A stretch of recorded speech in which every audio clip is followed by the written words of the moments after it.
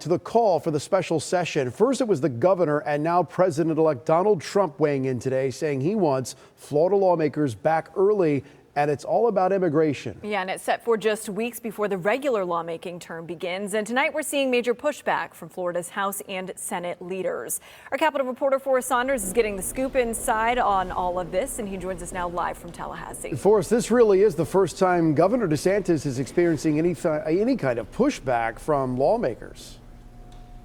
That is so true, Paul. You know, there's an old phrase that boomers like to say, which is you can lead a horse to water, but you can't make him drink. Well, DeSantis is trying to do that with the legislature, but instead of getting a sip a session, he's getting bucked. President-elect Donald Trump is the latest Florida Republican, backing that special session on immigration enforcement set for later this month. Saying online Tuesday, quote, "Thank you, Ron. Hopefully other governors will follow." I'm going to call the legislature into special session starting the week of January 27th. Governor Ron DeSantis made the announcement Monday. He wants everything from condo reform to hurricane recovery, but mostly approval of bills forcing cities and counties to comply with White House executive orders expected on illegal immigration, including that massive deportation plan starting on day one. We need to act, and we need to act quickly. Not so fast. House Speaker Danny Perez and Senate President Ben Albritton aren't on board.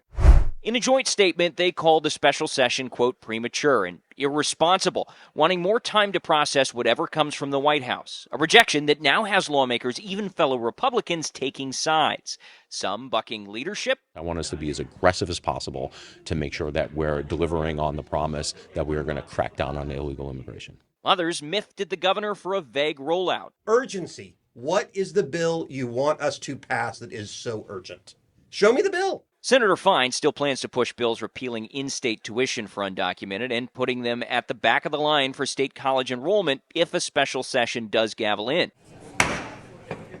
It remains officially scheduled, but lawmakers don't have to pass anything. They can gavel out after only a few minutes, like what happened in 2010. I am significantly disappointed for the people of Florida. That's when then Governor Charlie Crist was snubbed on an offshore drilling ban. Former broadcaster Mike Vasalinda was there. You know, one of the old adages that's been around nearly the whole time that I've been around the Capitol is that you never call a special session of the legislature unless you already know what the outcome's going to be. This latest dust-up also a signal to some pundits that the sun looks to be setting on DeSantis' once considerable political influence. We're seeing that the legislature is acknowledging that statewide, the governor's power is ebbing. It's on its way out.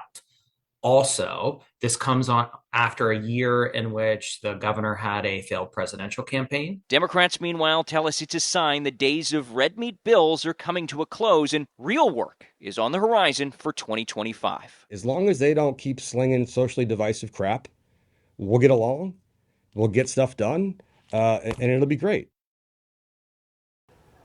Okay, so we have been waiting to see if we were going to hear any softening from the legislative leaders, either in the House behind me or over in the Senate. And as of last check in my inbox, we have not gotten any further comment from them. So their statement from yesterday still stands. They are opposed to this special session, despite hearing from President-elect Donald Trump earlier in the day. Yeah, we'll see if that makes a difference for us. Is this going to create any kind of bad blood for the next legislative session?